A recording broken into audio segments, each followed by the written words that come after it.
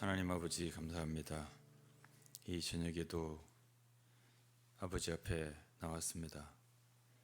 예수 그리스도의 이름을 힘입어 나왔습니다. 하나님, 이 시간에도 저희들에게 하나님의 뜻을 말씀해 주시고 우리로 믿고 순종할 수 있게 도와주옵소서. 예수 그리스도의 이름으로 기도했습니다. 아멘. 이어서 오늘도 교회에 대해서 좀 보겠습니다. 오늘은 특별히 주님의 집을 건축할 때 이런 제목을 했는데, 특히 교회의 안정성 문제를 좀 보겠습니다. 우리는 성경을 통해서 많이 하나님의 뜻을 알 수가 있습니다. 하나님의 말씀을 더 깊이 알고 또 그 뜻을 깨달을 때 우리는 믿을 수 있고 따를 수 있습니다. 특히 제가 요즘에 계속 수요일마다 얘기하지만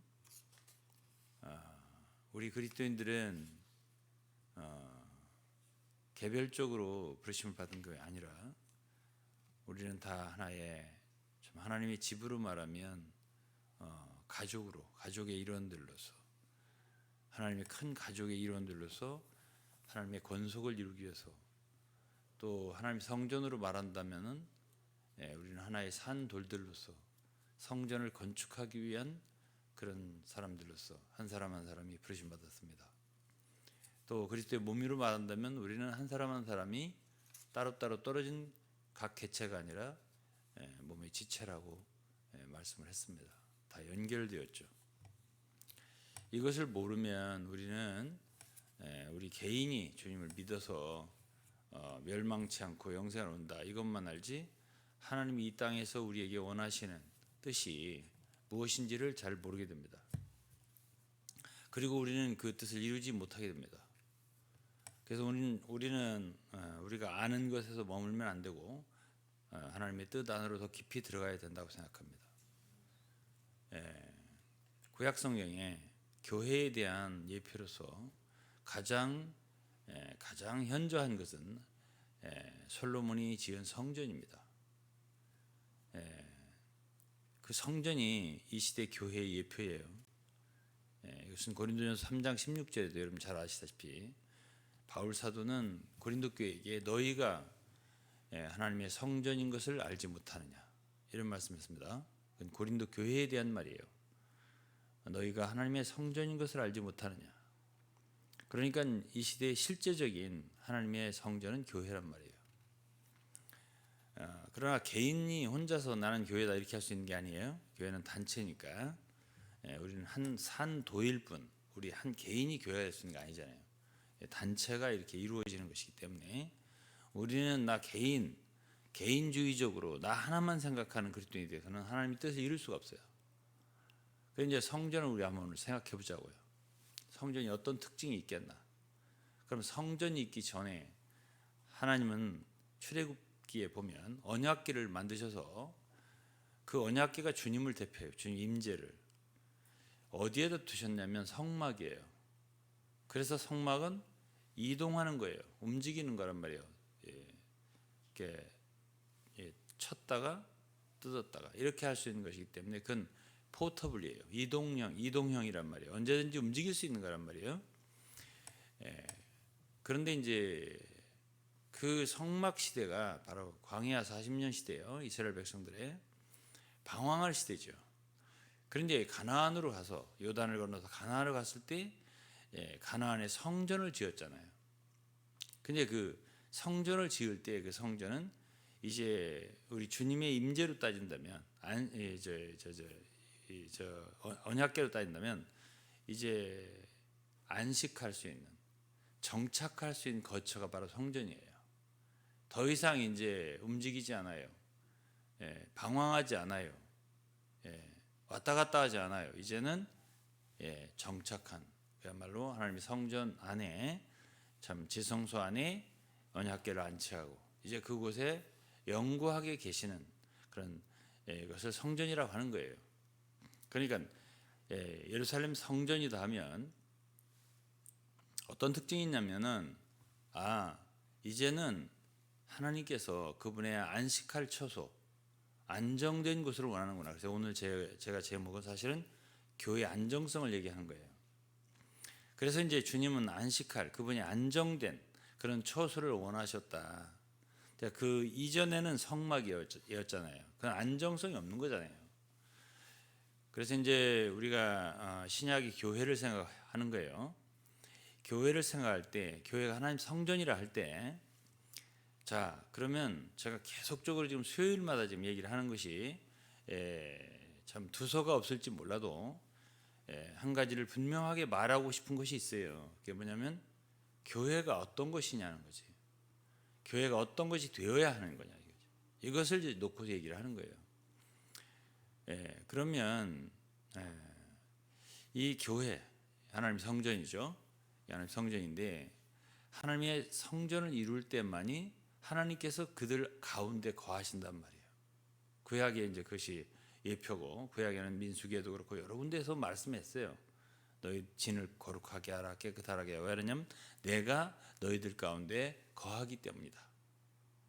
그러니까 이제 고린도서 3장 16절에도 너희가 하나님의 성전인 걸 알지 못하느냐, 하나님의 성령이 너희 가운데 거하시는 걸 알지 못하느냐. 이 거하시는 거 하나님이 거처란 말이에요. 교회가 그분이 거처하고 싶단 말이에요. 그런데 이제 그렇게 주님은 교회가 참 그렇게 예루살렘 성전처럼 안정된 그러한 고정된 흔들리지 않는 움직이지 않는 그런 거처가 되기를 원하고 또 예루살렘 성전은요 보면은 절대로 두 개가 될 수 없어요. 당시에 많은 이스라엘 백성들이 잘못할 때 제사를 드리고 뭐 예배를 드리고 경배하기 위해서 여러 산당들을 지었잖아요. 여러 곳에 산당들을 지었잖아요. 그런데 하나님이 그 모든 산당들을 원치 않아요. 원치 않고 오직 예배는 나라를 나눠지는 것까지는 허락을 하셨어요. 이스라엘과 유다로. 그렇지만 너네들은 예배는 오직 한 곳, 내가 내 이름을 두려고 지정한 오직 한 곳, 예루살렘 성전을 말해요. 그곳에 가서 1년에 3차씩은 예배를 드려라. 이렇게 말씀하시기 때문에 우리는 예루살렘 성전을 통해서 뭔가를 알 수 있냐면 뭘 알 수 있어요? 뭘 알 수 있냐면 하나님은 정말 안정된 처소를 원하셨다. 이걸 알 수 있어요. 안정성. 둘째로는 통일성을 볼 수 있어요. 통일성은 뭐냐면 하나님은 신앙에 있어서는 이스라엘 백성들이 절대로 분열하기를 나누어지기를 원치 않고 자기 멋대로 네가 과거에는 너희 멋대로 임의대로 행하였거니와 그곳에 성전을 건축하면 더 이상 그렇게 행해서는 아니 된다라고 하는 거 신명기 12장부터 쭉 나와요. 그러니까 이제 말하자면 제가 계속 교회를 얘기하면서 교회의 통일성, 교회 하나 이런 얘기를 계속 했단 말이에요. 그런데 그러한 말씀이 구약 성경에 이미 그림으로 우리에게 보여주고 있어요. 그러면 신약이 우리가 교회란 말이에요. 그럼 신약의 교회는 어떤 형태로 교회가 이루어져야 정말 하나님이 원하시는 그런 형태의 모임이 될 수 있고 그런 무리가 될 수 있냐 하는 이야기를 계속 제가 하고 있는 거예요. 제가 그런 말 했어요. 우리 인류 역사에서 참 기독교 역사라고 보죠. 천주교 같이 하나를 지키려고 애를 쓴 단체는 없어요.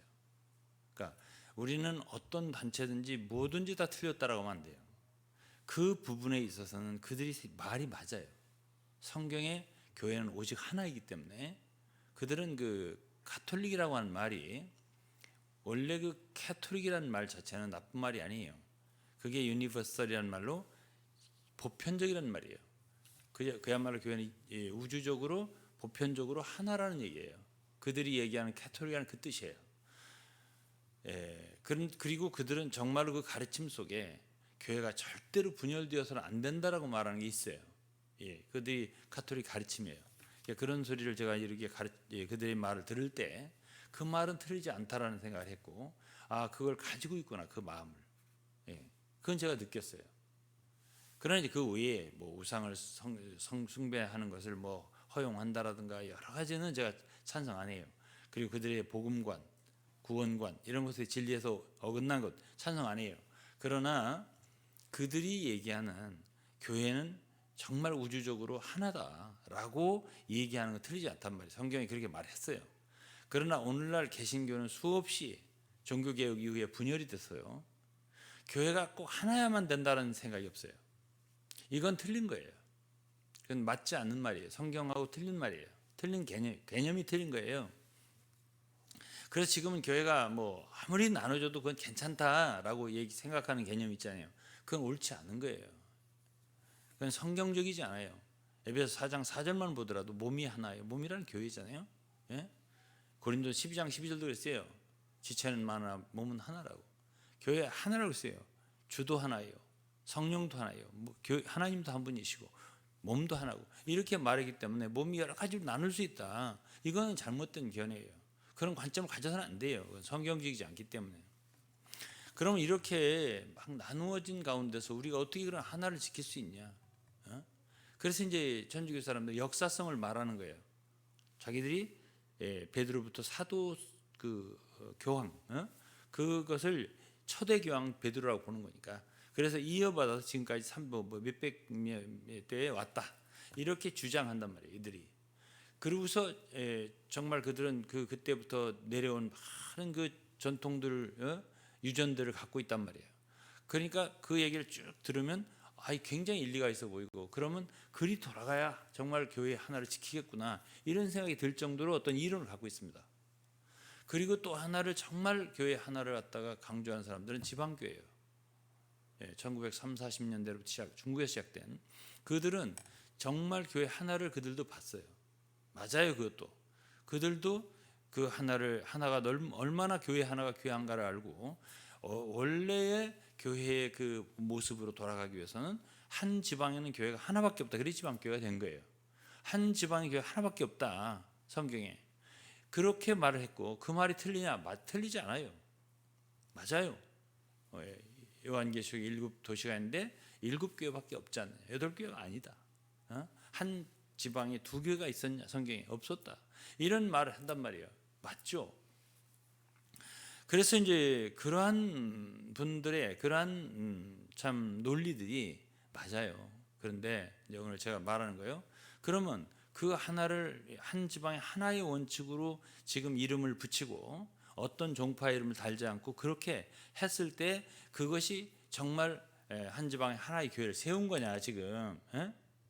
그러면 이제 제가 얘기하는 거예요.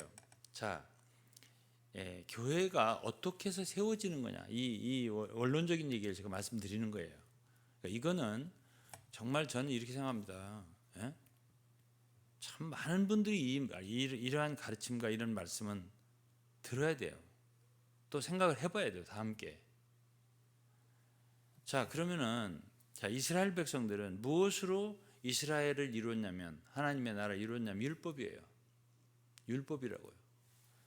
옛 언약이죠. 그 율법을 가지고 하나님의 백성이 된 거예요. 하나님은 저들의 하나님이 되고 저들은 하나님의 백성이 되고 이것이 율법을 가지고 그렇게 된 거예요. 옛 언약이죠. 그러나 신약의 교회는 복음으로 되는 거예요. 신약의 교회는 어떤 이론이 아니에요. 어떤 역사성도 아니에요. 사실은 어떤 교리도 아니에요. 어떤 주장도 아니에요. 신약의 교회는 복음으로 이루어지는 거예요. 복음과 진리죠. 복음 진리.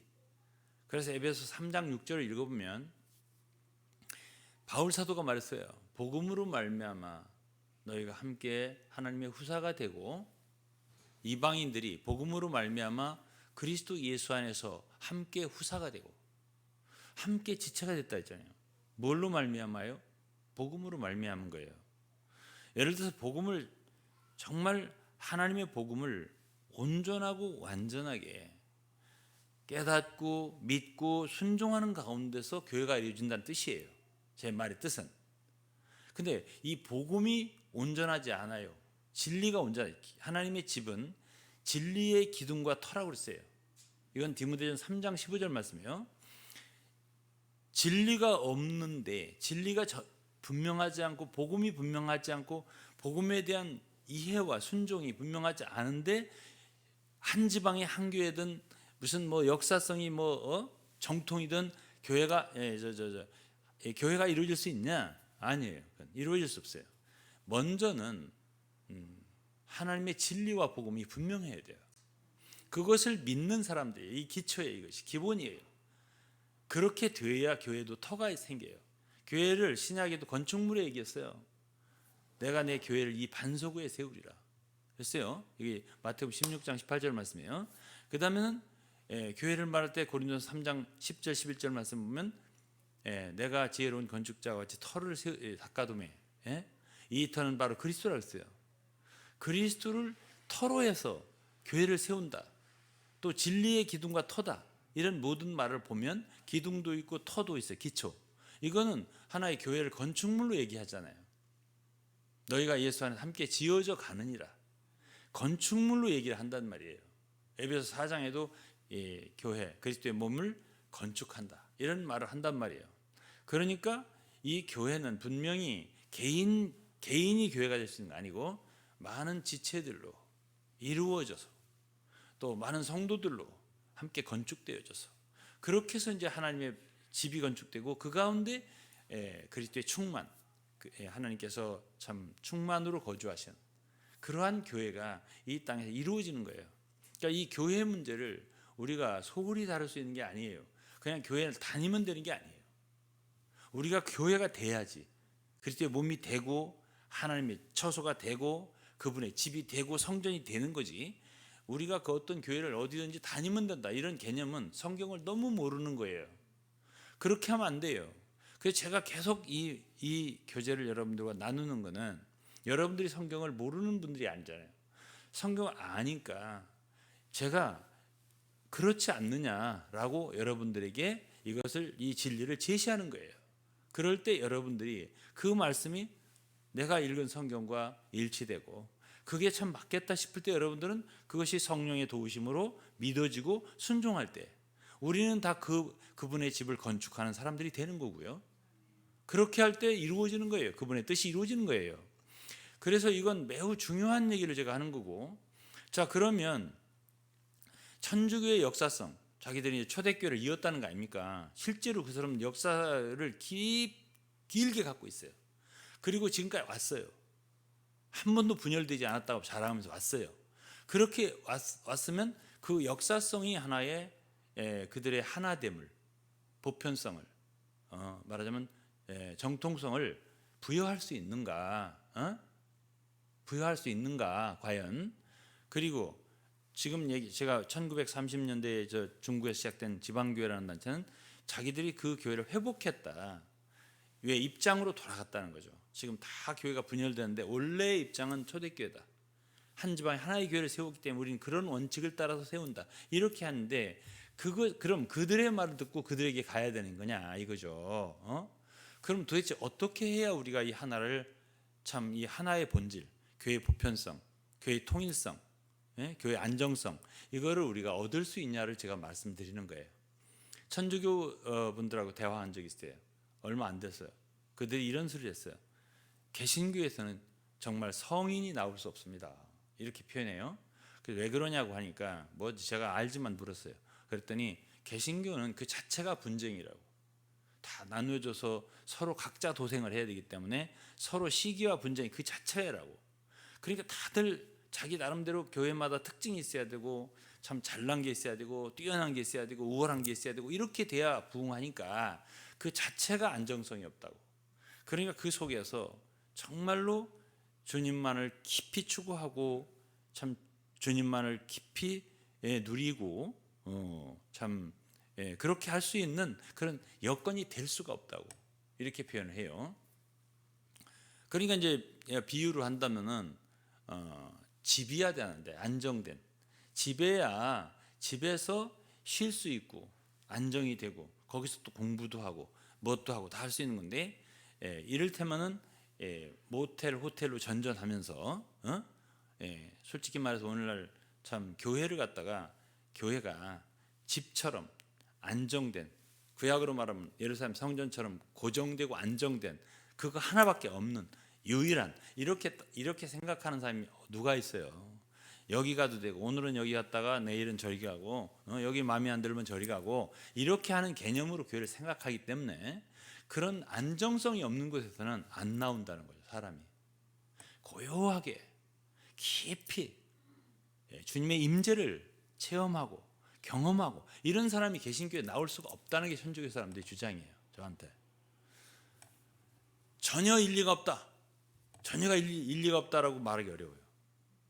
그들은 이제 뭐 저는 성인이라고 하는 말 자체를 찬성을 안 합니다. 그러나 그 사람들은 성아무개 이렇게 말을 해서 뭐 성인 뭐 그다음에 복자 뭐 이렇게 하잖아요.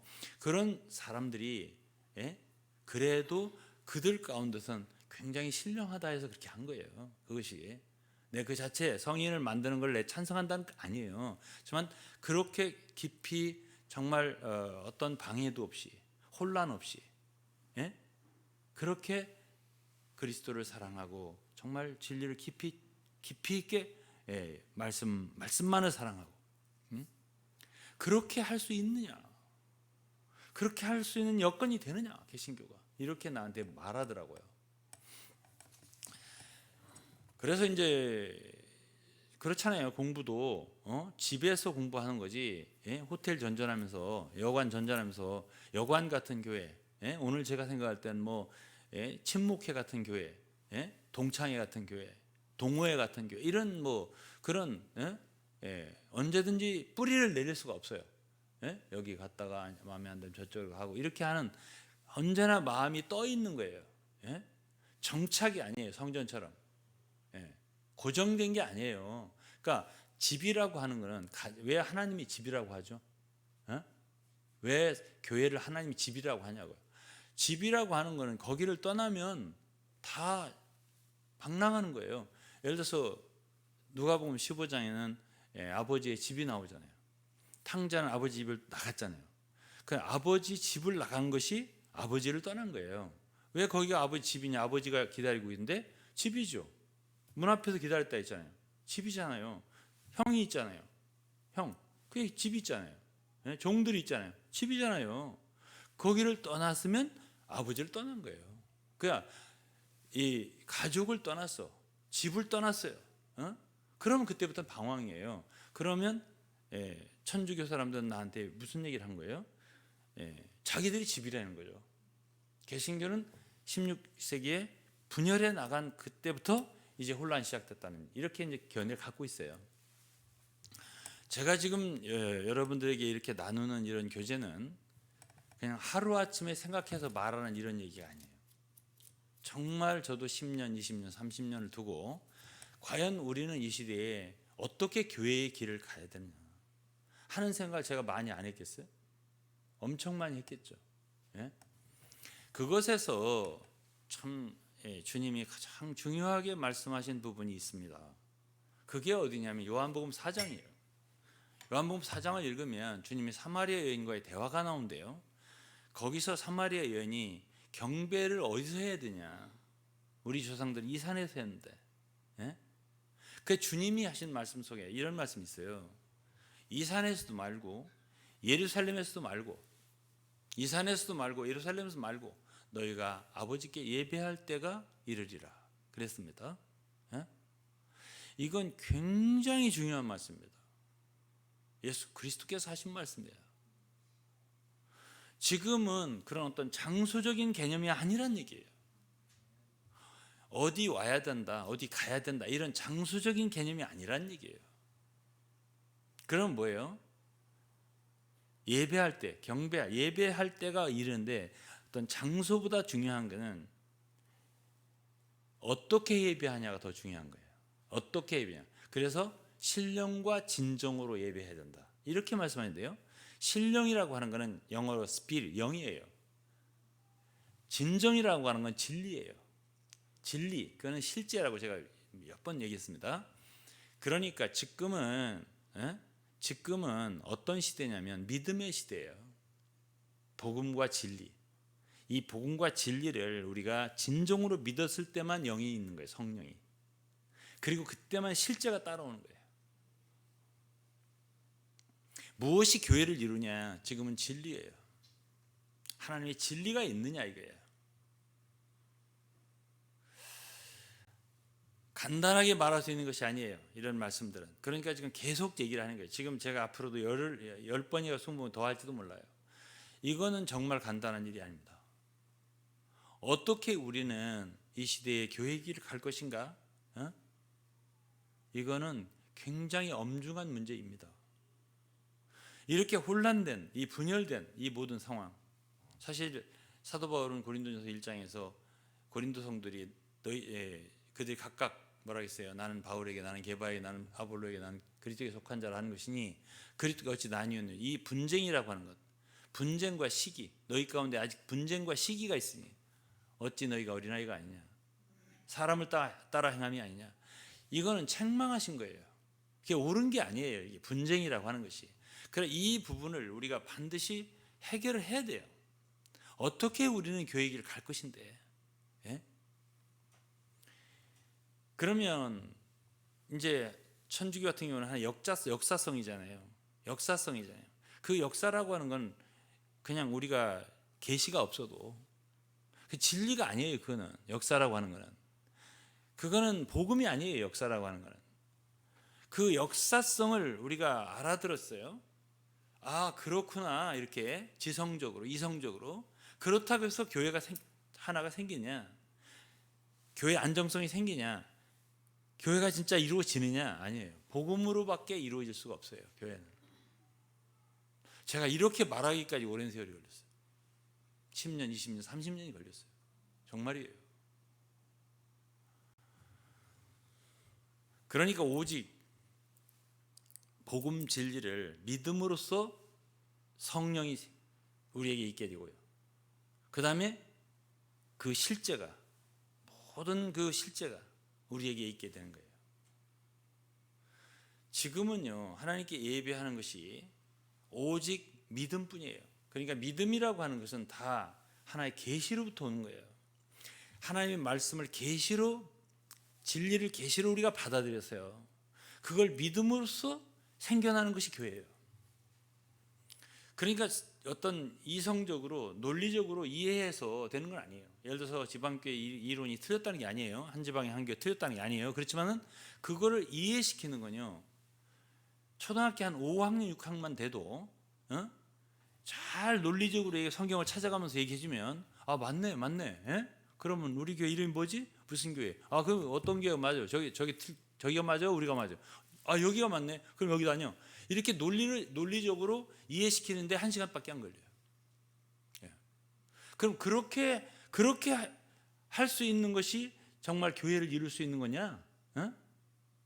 그거는 복음이 아니죠. 그건 복음이 아니고, 그건 계시가 없어도 된다니까요. 이성적으로, 논리적으로 사람들이 설득할 수 있어요. 이해를 시킬 수 있다니까요. 그러한 것이 아니에요. 복음이라고 하는 건 빛이 있어야 돼요. 복음의 광채라고 제가 말했죠. 빛은요, 우리 마음속에 한 줄기 빛이 돼서 그게 아, 그렇구나 하고서 깨달아지고 빛이 와야 우리가 그게 뭐가 거기에 반석이 생기는 거예요. 교회의 반석. 이 반석 위에 내 교회를 세우리라. 그 반석이 뭔데? 바로 그리스도인데요. 그거는 베드로가 예수를 하나님의 아들로, 그리스도로 본 계시예요. 그걸 고백했죠. 주는 그리스도시요 살아계신 하나님의 아들이십니다. 이렇게 고백했죠. 그럴 때 반석이 생기는 거예요. 그 계시가, 그 믿음이, 그럴 때 거기에 교회의 기초가 생기는 거예요. 반석이. 그러나 이 기초는 오직 그리스도라 했어요. 고린도전서 3장 10절 11절 읽어보시면, 그러면 그러한 성도들이 정말 그런 진리를 받아들임으로써, 깨달음으로써 생겨난 어떤 터가 없으면 교회는 없는 거예요. 반석이 없는 거예요. 그리고 그 진리로 기둥을 또 세워야 돼요. 그래야 집이 생겨요. 그럴 때 이제 교회가 있게 되는 것인데요. 그러면 이제 저는 지금 굉장한 도전을 하는 거예요. 사실은. 뭐냐면, 제가 이렇게 경험해 봤어요. 그런데 정말 현재 이 분열적인 기독교의 그런 상태로서는 주님의 집에 안정성이 떨어져요. 어디에서 떨어져요? 이것이 큰 아쉬움입니다. 그러면 자, 히브리서 11장은 뭘 얘기해요? 믿음의 증인들은 보이지 않는 건데요. 보이지 않는 어떤 것들을 더 보이는 것보다 더 확실하고 견고하게 여기고 갔어요. 그러면 구약은 뭐죠? 물질적인 성전이에요. 물질적인 거죠. 근데 신약은요, 신령한 집이에요. 신령한 성전이에요. 영적인 거죠. 그런데 무엇이 더 견고해야 되냐? 무엇이 더 실제해야 되냐 말이에요. 무엇이? 구약의 성전을 중심 삼아서 하던 이스라엘 백성들만 또 못해요. 역사성을 중심으로 한 천주교만큼도 정통성이 없어요. 마음속에.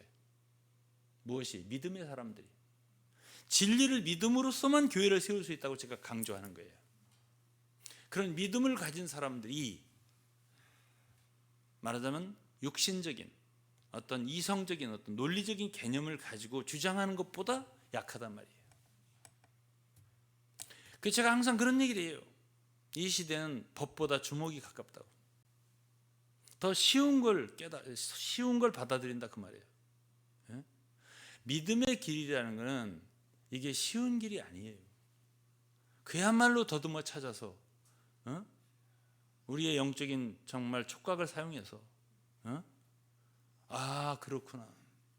그래서 이 믿음의 가족들이, 믿음의 식구들이 정말 하나님의 집의 어떤 진리를 깨닫고 그 진리 위에, 복음 위에 굳게 서서 하나를 이루고 한 몸을 이루어서 이것이 집이로구나. 어떻게 한 도시에 이렇게 수많은 교회가 있었습니까? 이렇게 따질 것도 없어요. 저는 그렇게 생각합니다. 아니, 한 도시에 한 교회라도 있어봐. 진짜 하나님이 인정하는 한 교회라도 있어봐. 아니, 그러면 한 도에 한 교회라도 있어봐. 아니, 그렇지만 심지어 한 나라에 한 교회라도 있어봐. 진짜. 그렇게 뭐 한 지방에 한 교회다 이렇게 주장한다고 해서 참 교회가 되는 게 아니에요. 정말 복음으로, 진리로, 진짜 믿음으로, 성령과 실제로, 육신의 가족보다도 더 친밀하고 하나된 한 피밭 한 몸을 이룬 그런 교회가 존재하냐는 거예요.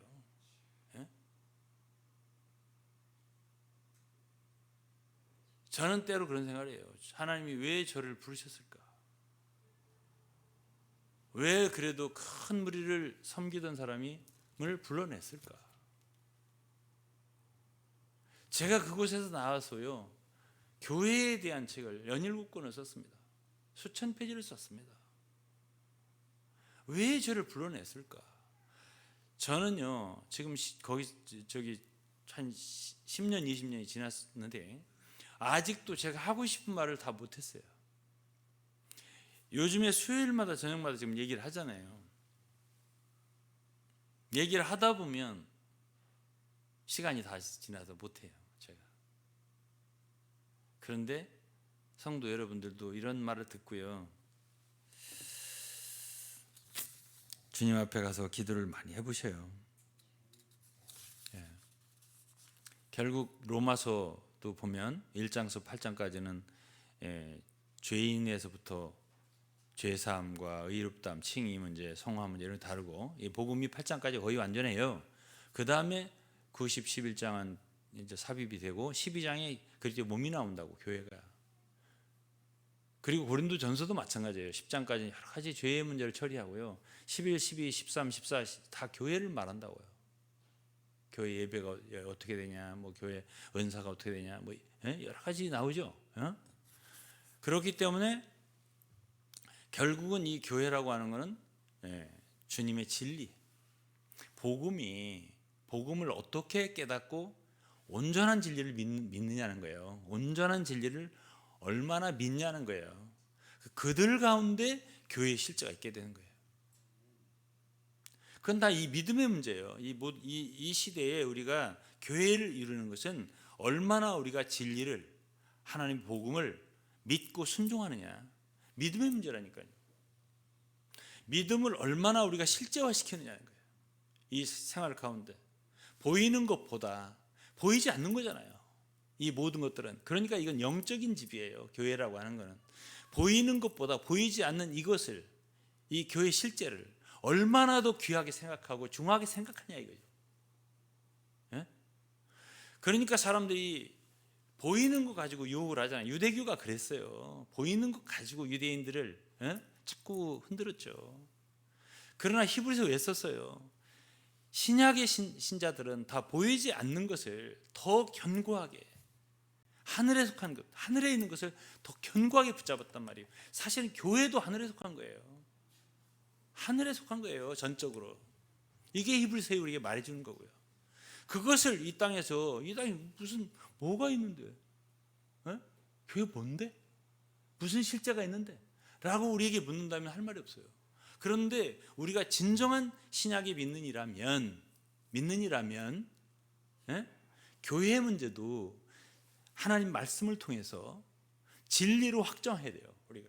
그리고 우리는 예루살렘 성전 그 물질적인 것보다도 지금 역사 정통을 주장하는 그런 사람들이 생각보다도 어떤 성경의 논리와 이걸 원칙을 가지고 주장하는 사람들보다도 정말 복음을 믿음으로써 우리가 여기에서 교회를 이루고 하나를 이루고 하나님의 집으로서 그리스도의 몸으로서 성전으로서 이러한 개념을 가지고 우리가 생활할 수 있느냐, 우리가 생활할 수 있냐 이거예요.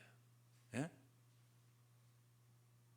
이것이 저의, 말하자면 여러분들에 대한 하나의 나눔이에요. 여러분들이 읽은 성경은 어떠냐는 거죠. 제 얘기가. 제가 이렇게 읽었다고요. 성경을 이렇게 이해한단 말이에요. 제가 성경을. 그럼 우리가 이 성경이 이러한 말씀을 우리에게 주고 있다면 우리는 그 말씀을 받아야 되고 순종해야 되지 않냔 말이에요. 무엇을 순종하냐 이 시대에 우리가. 어떻게 해야 되냐고요.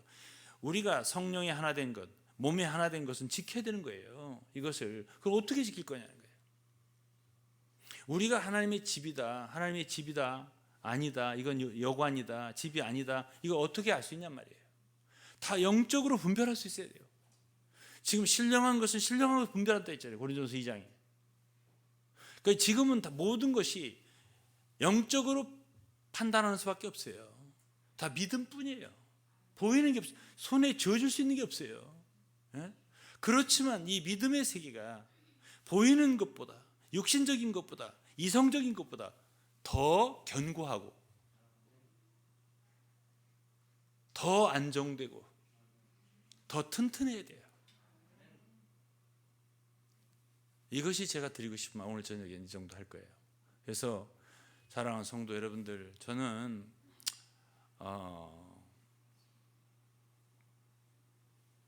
한 가지를 알아요. 뭘 아느냐? 그러한 집이 아니면, 그런 안정성이 없잖아요. 그 가운데서 우리는 좋은 사람을 길러내지 못해요. 좋은 사람이 나오기 어려워요. 안정성이 떨어지기 때문에 그래요. 나그네 같거든요. 이렇게 방랑자, 방랑하는 영혼이란 말이에요. 딱 뿌리가 안 내려요. 마음속에. 언제든지 돌아설 수 있다. 이런 개념. 그렇게 해서는요, 신앙에 뿌리가 안 박혀요. 그러니까 천주교 사람들의 일리가 없는 게 아니에요. 그 말에. 개신교에서는 성인이 안 나온다. 나들 아주 굉장히 내가 충격을 받았어요. 그런 소리를 하는데. 그 사람들은, 제가 직장 생활할 때 옛날에 천주교의 그 모임이 있었어요. 우리 직장이 컸기 때문에. 이렇게 보면 굉장히 뭐랄까요, 경건해 보였어요. 조용하고 굉장히 조용해요. 또 천주교 방송 같은 거 가끔 한번 들어보면 목사님들, 거기 신부님들은 그렇게 뭐 막 설교를 그냥 잘하려고 애를 쓰고 말이에요. 막 유창하게 막 감동적으로 하는 사람이 없어요. 그렇게 할 필요가 없어요. 그런다고 해서 뭐 유명하게 될 것도 없고 무슨 뭐 자기 성당이 뭐 커지게 될 것도 없고 하니까 뭐 하나님이 세상을 이처럼 사랑하사 독생자를 주셨으니 이런 식으로 한단 말이에요. 그래도 아무 상관없어요. 그러나 개신교 목사들은 하나님이 세상 막 이렇게 하고 해야 되거든. 그러기 때문에 고요하고 참 영성 깊은 그러한 참 성정을 소유하기 어려워요. 뭔가 튀어야 돼요. 안 튀면 안 돼요. 그러면 각자 도생이 안 돼요. 이 개신교라는 구조가. 그러니까 집 같지를 않아요. 그러니까 제가 그러잖아요. 그러면 이런 속에서 여러분들의 사역자는 10년, 15년 계속 얘기를 해도 여러분들은 알아듣나 못 알아듣나 제가 몰라요. 얼마나 큰 도전을 하고 있는데 못 알아들어요. 그래도 제가 오늘 또 말을 하네요. 그래도 하고 어쨌든 결론 짓겠습니다. 이런 모든 것은요 하나님이 하십니다. 우리가 할 수 있는 게 아니에요. 내가 이 반석에 내 교회를 세우는 주님이 세우는 거예요. 그러니까 우리가 기도하고 또 참 하면 참 간절히 구하고 원하고 사모하면 지금 바로 이때가 주의 집을 건축할 때예요. 때가 되지 않았다고 말하지 말라는 거예요. 학계서 보면 지금 이때가 바로 주님의 집을 건축할 때다. 주님의 집이 우리 중에 있기를 원하는 거예요. 주님이 우리 가운데 그분의 거처를 두고 참 크지 않더라도 베다니 집처럼요. 거기에 그저 마리아, 마르다, 나사로 이런 정말 그런 조그만 사람들이 있을지라도 주님은 그곳을 찾아가셨잖아요. 항상 제일 자주 가셨잖아요.